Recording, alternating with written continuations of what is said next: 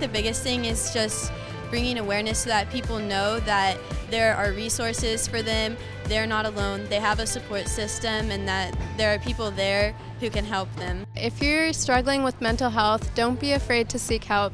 I know it can seem intimidating and feel like you're the only one struggling with whatever you're going through, but really just talk to someone who you feel comfortable talking to, and you'll just feel so much better. I've definitely been a lot more open to talking about mental health. Back then I was kind of, a little scared to talk about it, but now I'm, all ears, very open to it. And I feel like now that I have a community to talk to, I feel a lot more comfortable in it, because I feel like a lot of people who are scared to talk about it don't really have a safe space to come out to. And Cougar Minds Matter has definitely helped me come to that safe space.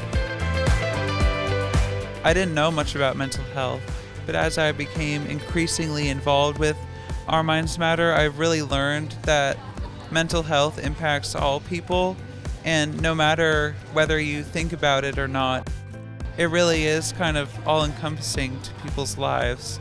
And it even it led me to think about a career in mental health. It's been great to see them step into the role, and this is a club that they feel passionate about, and I can really tell their passion as they share this with all the students. They share it on their Instagram, and the more they talk about it, they are getting just so many students to be able to come into our meetings. They're super inclusive with the students that participate, and that's been a really fun thing for me to see, and I just know that our future is in really good hands. I've seen so many of my friends and peers struggle with their mental health, especially with a lot of academic rigor and not having enough support in schools. So I was like, I want to make a club about this. And then I realized that Our Minds Matter was already in my school, and I just tried to get involved and get ready to just help as many other teens struggling like I was. And for me, I was like, this really speaks to me. It was around the time that I'd sort of started to come into my own struggles with mental health. So I was like, this is just a great opportunity for me to advocate for both myself and others. And honestly, Our Minds Matter, I really came across it spontaneously. I had no means of, I didn't know there was such club where everyone could come together and they gave you resources, they gave you the support. So it really happened spontaneously, and now we're here. I really love the community. It's really nice how we meet every Wednesday in this wholesome, non-toxic environment with these really cool people, and we do stuff that we love together. One thing I really like about Our Minds Matter is the really welcoming community. It feels like you can really be accepted, and you can go in with no problems and really just express yourself, and that's really nice. People should always know that they're not alone, and so I just want to always be someone who can break down the stigma around mental health. And so I wrote this song. I've been a songwriter since I was 13. I actually started writing songs because of my depression and anxiety. So during my times of hardship, I would turn to music and I would write songs, and I have a couple singles and an album out, and so all of my music is about my experiences with mental health and my journey of what I've gone through and where I am now.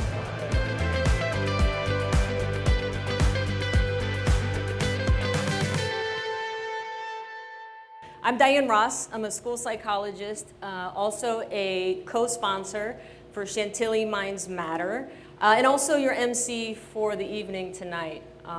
When Lauren asked me to do this, I thought she said there was going to be a couple hundred appetizers, not a couple hundred people. So bear with me on this. But on behalf of Lauren Anderson and the entire Our Minds Matter Foundation, welcome to the 2021 A Not So Silent Night. This is a really special night, and Lauren wanted it to have a real community vibe, to showcase all the extraordinary work that our young people are doing. I mean, these students are brave and resilient, and they are the real stars of tonight. So welcome, and if we could just take a minute and just give up the applause for the students who put on the showcases out there.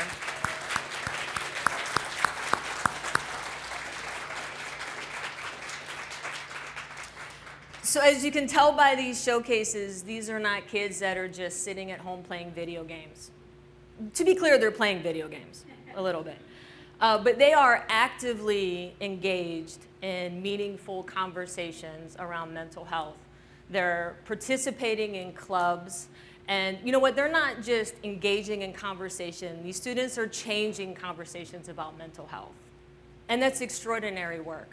And they're striving to become part of something so much larger than themselves, a movement that really sheds the light on mental health. It's really extraordinary work. So I just before we get started wanted to actually acknowledge some of the showcases that you saw here tonight that were presented. So Quince Orchard High School is in the house for Cougar Minds Matter, MCPS, let's give it up for them. Battlefield is in the house, Prince William County is represented, awesome.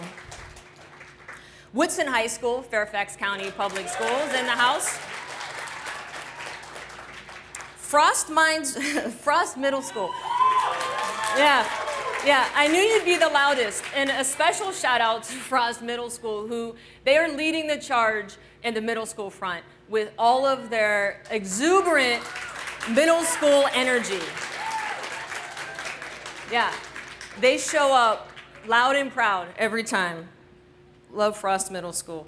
Special mention to the Teen Advisory Council. Hyra is here with CJ Crombie. And we're proud to announce some new partnerships with DCPS.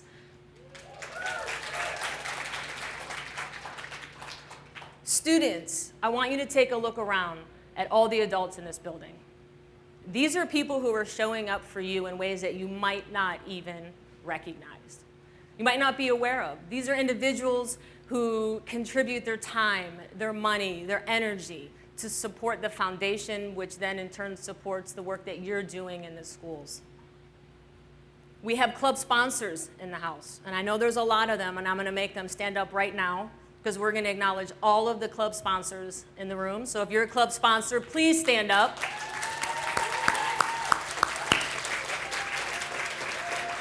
Wave your hand, there's a lot of people, all right? Folks, without club sponsors, we don't have clubs. So they are truly special people. Our days are long and hard, but they always show up, they make space, they find the classrooms, and they help you organize the resources and materials you need to do the work to reach out to your peers, which is awesome. So thank you to all the club sponsors. Right.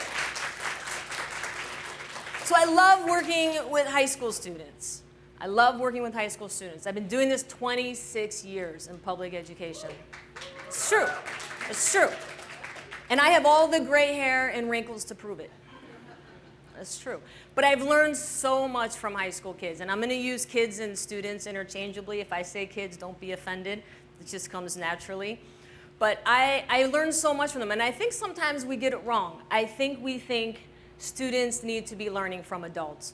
And you know what? If you really think long and hard about it and you pay attention enough, you learn a lot from students, just as much as I think they learn from us. How else would I know about the TikTok? All right? Or how to effectively use the word bruh in a sentence. Bruh? What are you talking about, bruh?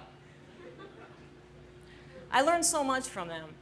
And boy, they have this technology thing down, don't they? I mean, I never have to worry about a PowerPoint presentation if there's a teenager in the room, ever. Because I just be like, who's gonna fix this? And they always come save you. But I think we need to recognize that this generation of students is the first in history to complete an entire year plus of schooling virtually. Let's think about that. Entirely online. That's a lot of technology to manage. We had to do Blackboard. That didn't work out. It might be too soon. Too soon? The hack of Blackboard. Then we went to Zoom. Zoom's the way to go. No, Zoom's not going to work. Let's try Google Meets. No, Google Meets is not going to work. Now we're doing Schoology. It's a lot for them to manage, right? On top of all their social media platforms, Instagram, Facebook, the TikTok, Snapchat, Stitch, is that a thing? Twitch? Twitch? Twitch is it. See, I'm learning all the time. You always have room to grow. So there's no punchline here. There's just a lot of technology that they're managing. My brain hurts thinking about it. So I learn a lot from students. They have this technology thing down really well, and they're just funny. Students can be really funny. And I was talking to a student the other day, and he was clearly wearing pajamas. Now, I'm not entirely on board with the pajama wearing at school. How many students in the house are wearing pajamas to school? That's okay. There's no shame in it. That's okay. How many adults are working from home wearing pajamas? So I don't know if you noticed, but there's actually more adult representation here than students with pajamas who are at work, which I think is awesome. I'm all about being comfortable in school, but I can't get on board with the pajamas. I'm just confused. I'm conflicted. I don't know, did you just wake up? Are you about to go down for a nap? I don't know what's happening. So I was talking to a student who's clearly wearing pajamas, and I was like, are those pajama bottoms that you have on? And he was like, Miss Ross, I sleep naked. So technically these are just pants. Too much information. And the visual is not something that you want. And I had another student who was working on a math assignment, and he was a little frustrated, and he just would blurt it out. He's like, why are we always trying to find X? X is not lost. It's all over the page. That's funny. And deep, if you think about it. X is not lost. So a little of my backstory is school was actually kind of hard for me as a kid. I don't know if might be, to the surprise of no one probably, I was a bit of a class clown in school. I had a lot of energy, and teachers didn't really know what to do with that, and I didn't always feel like I fit in. And so I just kind of made a vow that if I ever had the opportunity to make a change, I would do that, right? I want it to be different for kids. I wanted kids to love school and to be engaged and to connect and feel supported, right? So I said if I ever had the opportunity to do that, I wanted to be a part of something like that, right? So I became a teacher, and I did that for about 10 years, and then that transitioned to school psychology, so I've been doing that forever. So I'm tired, I'm not gonna lie. I'm gonna be 50 this year. I don't know if you all know about the big 50. Thank you. I'm tired, 50. And so I hit a wall, and I think as all budding 50-year-olds do, where they have this moment of should I be doing something different? Maybe there's something more out there, I'm not sure. And so I thought about it, and the truth is I really just wanted an uninterrupted 30-minute lunch. I don't think that's too much to ask for. When you work in a school, you just don't get uninterrupted lunches. And I think proper digestion is a thing. And so I just thought, well, maybe there's something more out there that I could find. But what I discovered, actually, is I don't have a lot of transferable skills.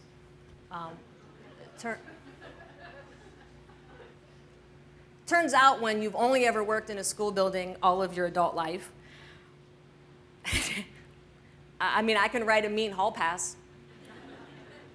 I can tell you where all the staff bathrooms are.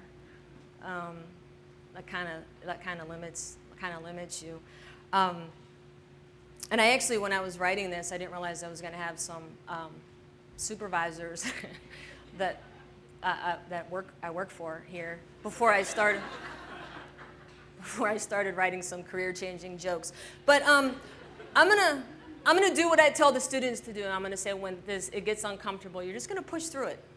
And there's gonna be some awkward moments, and it's gonna be okay. We're gonna be all right. But looking for a job is a lot like being on Tinder.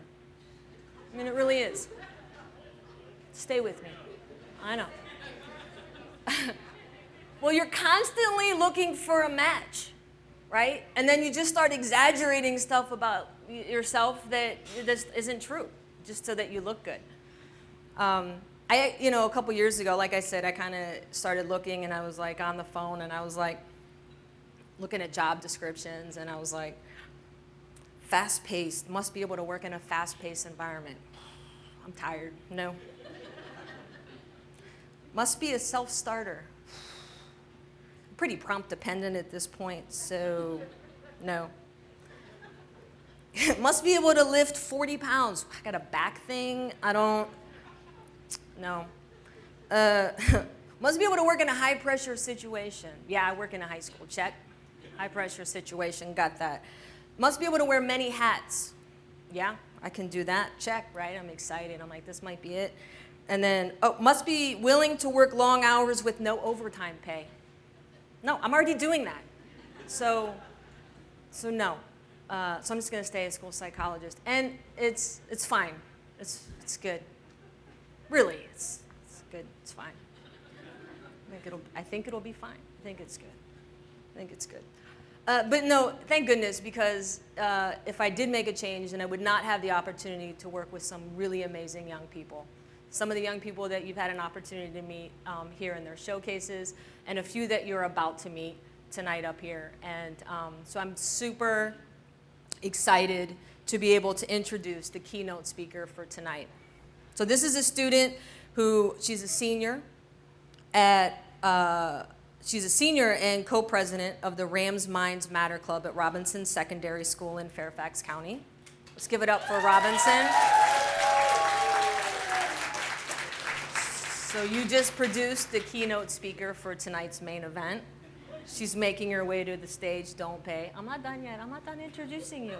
I'm gonna say a bunch of really amazing things. Okay. So anyway, she is a senior at Robinson Secondary School in Fairfax County. She's going to share a little bit about her journey, and you're going to hear how Our Minds Matter has really been such a big part of her life since 2019. She's graduating this year, which is a very exciting time. Yeah, so she's graduating, and she's going to pursue social work. Never school psychology. We have a shortage, people. School psychology. We have a shortage. So she's going to pursue social work. Her tagline is, remember that even after the darkest of nights, the sun never fails to rise again. Please give a warm welcome for Almu Nunez, your keynote speaker.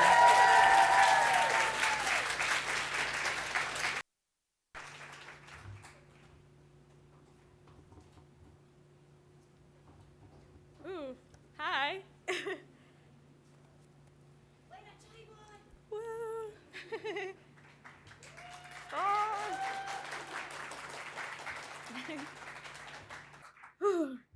Hi, everyone.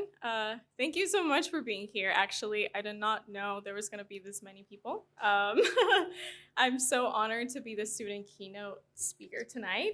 I'll present myself now. My name is Almu Nunez, also known as Almu, Anemia, but you can all call me Almu. I am a senior at James W. Robinson Secondary School, which is a pretty big school, sometimes even scary. I have been part of Our Minds Matter since I was a sophomore, and I say that with immense pride. I will now tell my life story, which I haven't really shared with many people besides my family, my therapist. We love her. So now I have to imagine you all naked to calm down my nerves, I really hope it works, please. So I was born in the warm, beautiful Florida. I hate the warm weather, actually. And my birthday is June 29th. For the horoscope people, I'm a Cancer. No offense to Cancers, but we are kind of special. My life as a kid there was so nice. I literally just had to go to school, eat, sleep, play, sleep, cry, and that was it. Everything was beautiful. I was living the dream life. I still remember the Burger King playground and all the fun times I had eating the crown-shaped chicken nuggets. We lived there until I was 5 years old. And then we moved to Peru. And you can all probably imagine, I don't know if you've heard of Peruvian chicken, but I replaced the crown-shaped chicken nuggets with Peruvian chicken. Till this day, I'm loyal to that. I started school, and honestly, that is when things started to get a little bit hard for me. I was a 6-year-old, and you're probably thinking, how bad can a life of a 6-year-old be? but for me, it has affected my entire life. I'm so sorry. I was faced with reality and how money gives you power and how being a good human being can sometimes be hard. Every day felt like a little war that kept growing and growing, like soon to be a bombing. I remember a very vivid moment in 4th grade. It was a Thursday morning and I was coming back from reading time as I noticed the red envelope in my locker. I sprinted, grabbed it, and we had a secret Santa going on at school, so I was like, oh my God, someone took time out of their day to get me something, like I am important to them. As I got closer and closer to the envelope, I grabbed it and it said, from the person you wish to be, for Almu Nunez, the ugliest girl at school. I was only 8 years old. I felt my whole heart drop. And as I opened the envelope, it had red ink splashed all over it with big black letters saying Almu is ugly. And it had also been signed a plus by all the peers that thought I was ugly, you know? I had quiet fans. Everyone was staring at me as I felt my chest getting tighter and tighter, and my hands were shaky and sweaty. At that moment, all I was able to do was drop on the floor as my teacher came up to me and said, I don't think they're doing it on purpose. And I told her that it hurt. I just wanted to be normal. The teacher pulled the envelope out of my hand, threw it in the trash, and said that it was probably a joke. They're kids and they're gonna do dumb stuff. Years later, I realized that's when I had experienced my first panic attack and my first time getting silenced. I started connecting more with teachers. They are amazing. And it was better because I could get superior snacks. I would chill in the teacher's lounge. Amazing. They had the best cookies ever and croissants. Delicious. But unfortunately, events like the red envelope were happening to me on a daily. After a little bit, Pop Tropica got really popular. I don't know if you guys heard of that game, but I wanted to create a Facebook account so I can play it. So I asked my mom if she could create me an account, but some kids from school found it. This girl decided to talk to me, and not in a very good way. I used to get message of the day listing things she did not like about me physically. She mentioned my nose bump so much that last year I actually got it fixed. I still could not get over it. The situation with this girl got to the point where I was faking being sick every day. It was nice until I faked having an infection and decided to Google what would happen if I take an antibiotic without an infection, and it's not good. My mom was my biggest supporter and fan. She found me crying in the bathroom one day.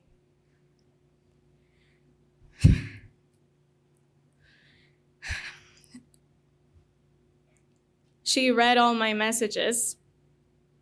And after we spoke, she drove up to the school and they had a meeting. They did not take anything seriously at all. And they said the exact same thing that they told me. Kids will do stupid things, but they are not doing it on purpose. My mom was like, is it actually a joke that my daughter gets harassed and teased? Is it a joke that she has to eat she has to eat lunch in the bathroom because she gets harassed and makes fun of her teeth? Then the school psychologist, no offense to any school psychologists here, like y'all are great, but this one was just chef's kiss, you know? She decided to save the world by pairing me with the girl that was sending me the messages of the day as my partner for the year, and I had to be with her 24/7, and she made me hug her and forgive her. Thankfully, I stayed in Peru for only 2 more years, and then I moved to the US. Everyone thought I was so pretty over here. It felt strange, a new feeling. I made a few friends and started growing my self-confidence until the unexpected happened. I became part of the large percentage of girls that have been through sexual assault at the early age of 13. I never knew how much could be taken away from me in such a short amount of time. For so long, I have wondered if maybe I could have done something to prevent it.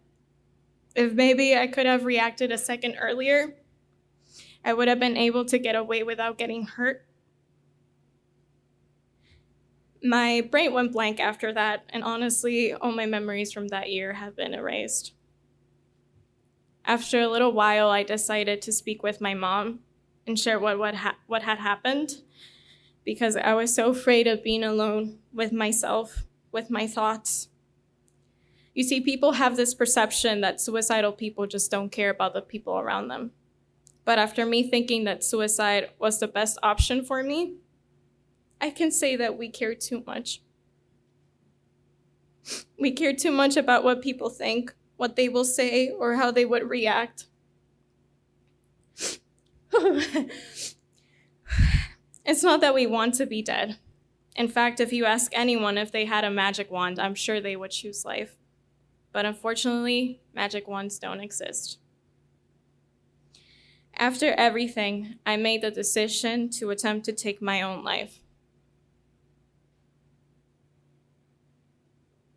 My sister found me. I'm so sorry, Brendan. I was so afraid. My family accompanied me through every little step for healing, from hospitals to group therapists, psychiatrist appointments. But most importantly, they listened. They never judged. This all happened my freshman year, so you could say I had quite a welcoming experience to high school. School is still very hard, if I'm being honest. I have to face this individual every day, because even if I press charges, he still has the right to be there as much as I do. During that time, I met my school social worker, Miss Levy, my queen.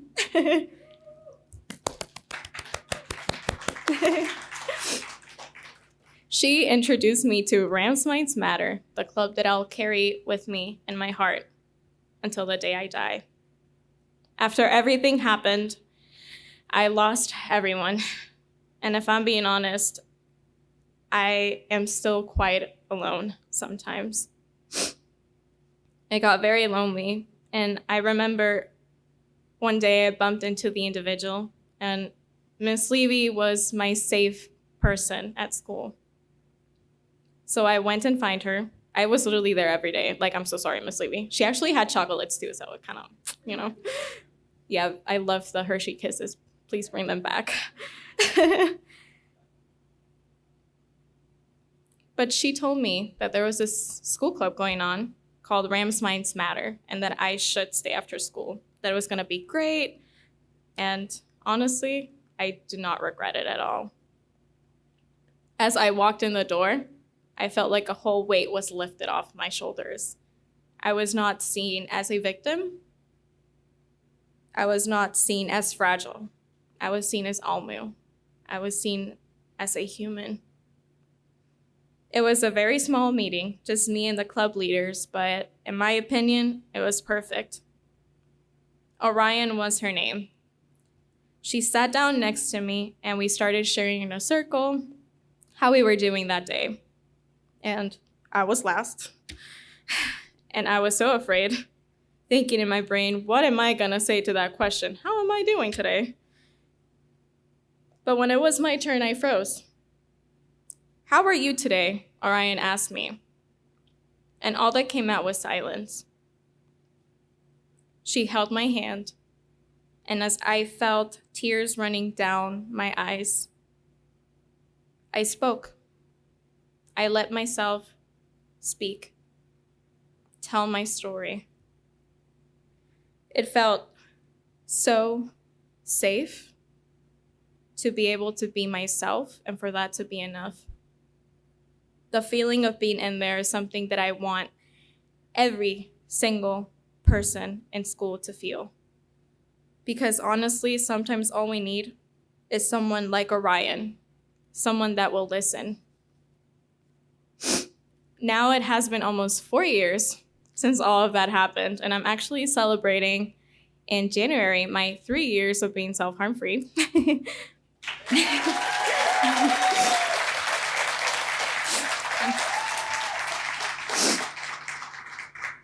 Thanks to you all, I am now the co-president of Rams OMM Matter with Richard, King Richard, and Shireen. We love Shireen. And I am so honored to be part of this amazing group of people.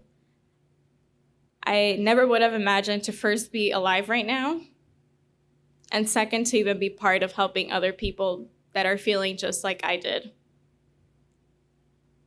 I'm so thankful for everything I have learned and accomplished with Rams OMM Matter, and I promise with all my heart that I will continue to work as hard as I can to make this club the best. I want everyone to feel heard and understood, just like Orion made me feel that day.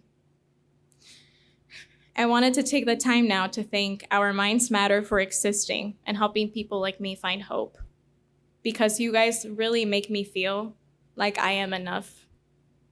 I don't have to be anything. I don't have to pretend. I can just be Almu. Thank you, Mrs. Simi, for always being our guardian angel and for being by my mom's side. Thank you, Mami Nena, for showing me how strong I can be and for loving me no matter what. Thank you, Orion, for helping me find a reason to stay alive. And thank you, Miss Levy. Without you, I wouldn't even be standing up right now. Thank you for believing in me and for making me feel like I am actually worth something. But most importantly, thanks to me. Life might have put me down, shattered me, thrown me against the wall, but it was my perfect excuse for renovation. My wounds are almost done scarring. My tears are almost dry. My eyes are shining brighter than ever. And my heart is still beating. Thank you.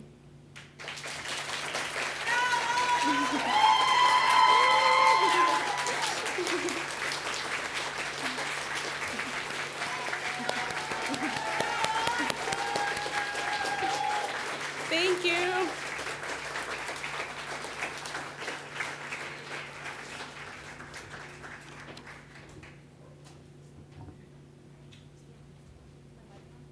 My mic on. Hello? Yeah.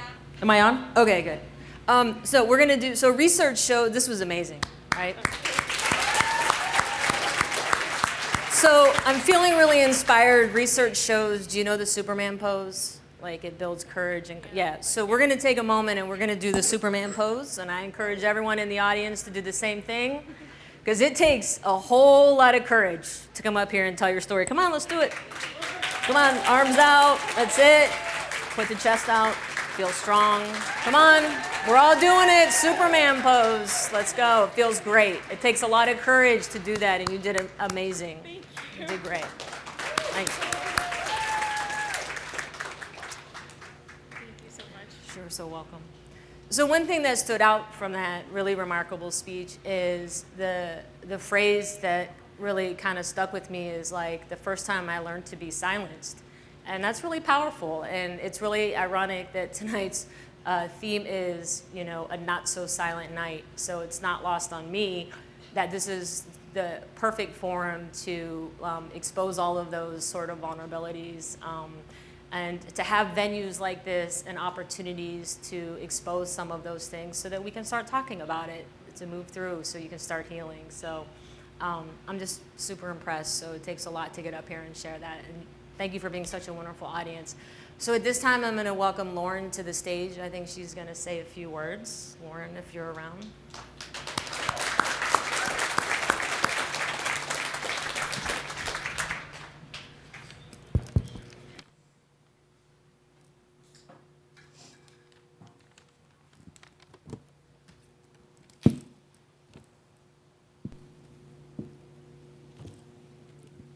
Honestly, I don't really, I had a whole, speech written, but I think Almu just said it all. And her courage in sharing her story, I think that is what we need more and more of. Not just, in these venues and in these settings, but in our everyday lives.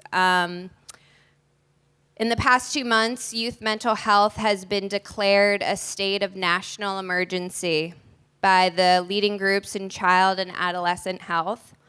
Just this past week, the Surgeon General issued a rare public advisory warning of a youth mental health crisis. He's calling on an all-of-society effort, including policy, institutional, and individual changes in how we view and prioritize mental health.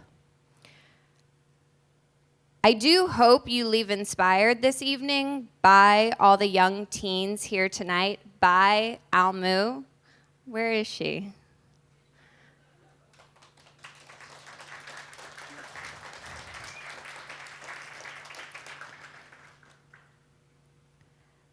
But it can't stop there.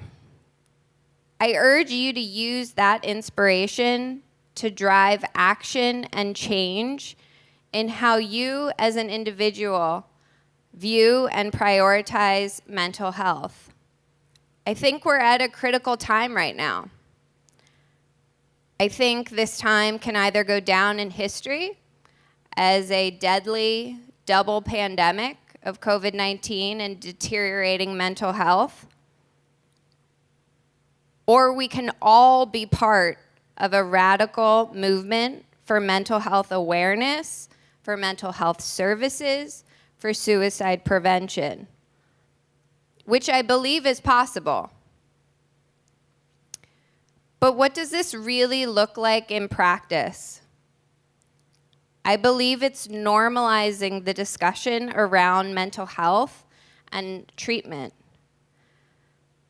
So just as you might share with a coworker or partner in everyday conversation something like, my back has really been hurting lately, or I've been having a lot of headaches lately, something that you might just kind of bring up in everyday conversation. In the same way, we need to also be able to share, I've been having a lot of kind of intrusive and negative thoughts lately, or my anxiety's been, getting a little worse. And those conversations might spark something just as, the back pain or headache sparks, let's maybe go see a chiropractor about that. Let's go to a doctor, or, let's figure out those headaches. Let's look into that, right? We need to be able to have those conversations about how we're actually thinking, how we're feeling, so that we can get help.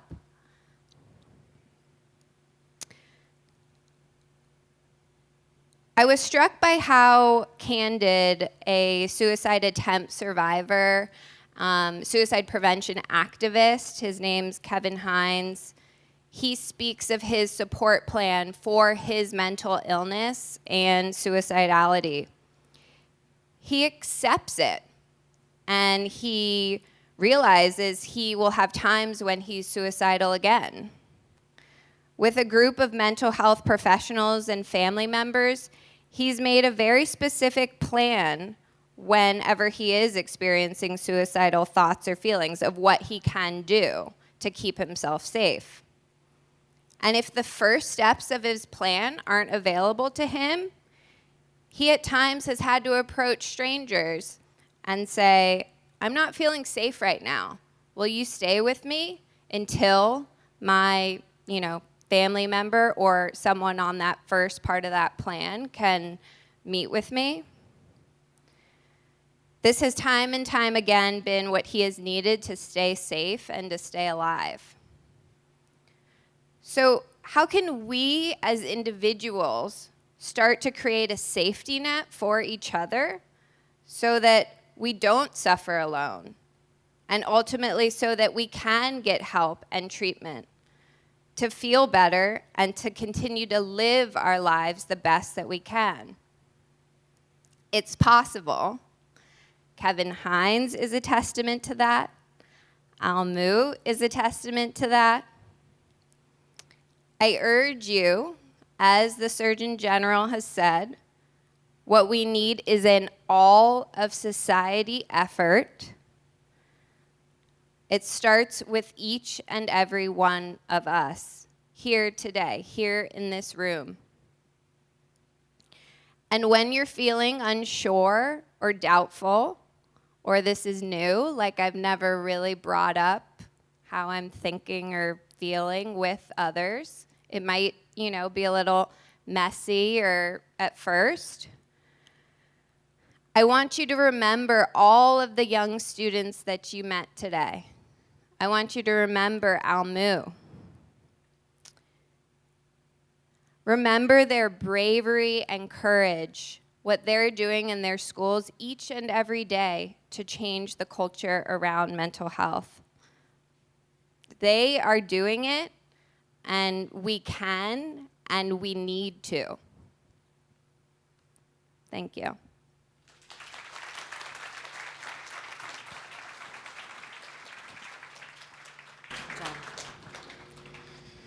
All right, thanks, Lauren. All right, folks, you are all about to be blown away by a wonderful musical talent, Jada Bromberg. So Jada is a senior at Woodson High School in Fairfax County. She was diagnosed with depression and anxiety when she was 13 years old, and she now uses her voice to tell her own story in the hopes of impacting others in a positive way. Jada was president of the Woodson Our Minds Matter Club for 2 years and is currently an intern for This Is My Brave, one of Our Minds Matter's partners. So I had the privilege of meeting Jada when she was a freshman, and she's a senior now. And I have to tell you, when I met Jada, she was just so eager to be part of something so much larger than herself. She was a leader out of the gate, for sure.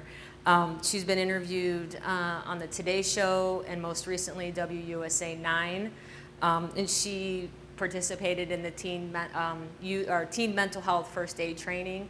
And as I've said, she's been a leader out of the gate, and she's a really talented musician. So folks, please welcome Jada Bromberg.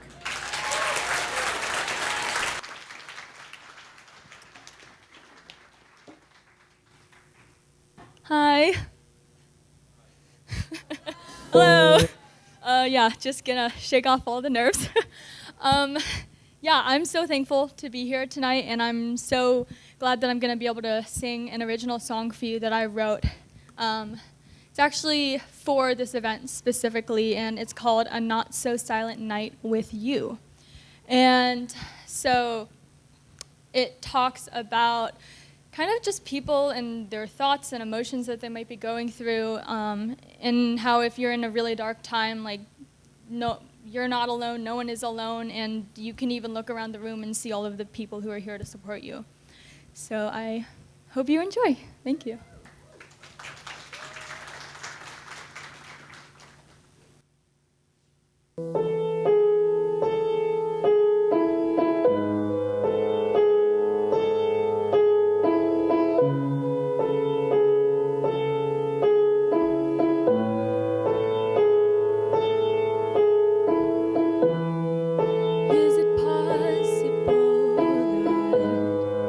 Just for a minute we stand.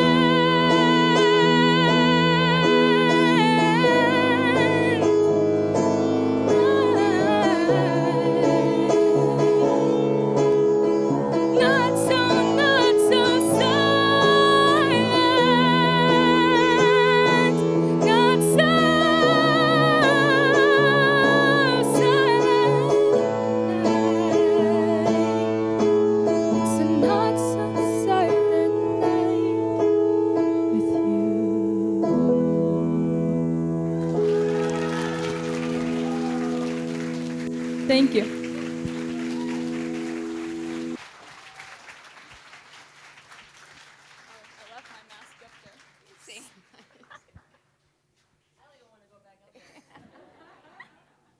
Wow. That's all she wrote, folks. There's not much to say after that. This does conclude, what a great ending. This does conclude our evening tonight. Let's give it up one more time for Jada Bromberg.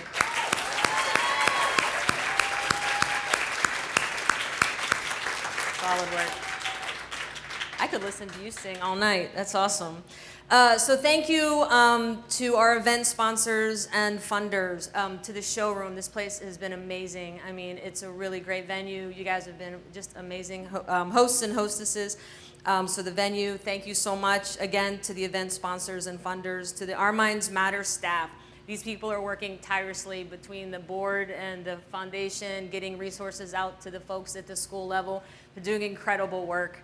So give it up to the Our Minds Matter staff for sure. Also, thank you to all the school staff who just continue to show up for kids every day. It's awesome. It's not always glamorous, but we do it. Most importantly, one more round of applause for all the students who are here tonight. They are showing up, and they're doing great work. So that concludes our event for the night. Everyone have a great night. Thank you so much.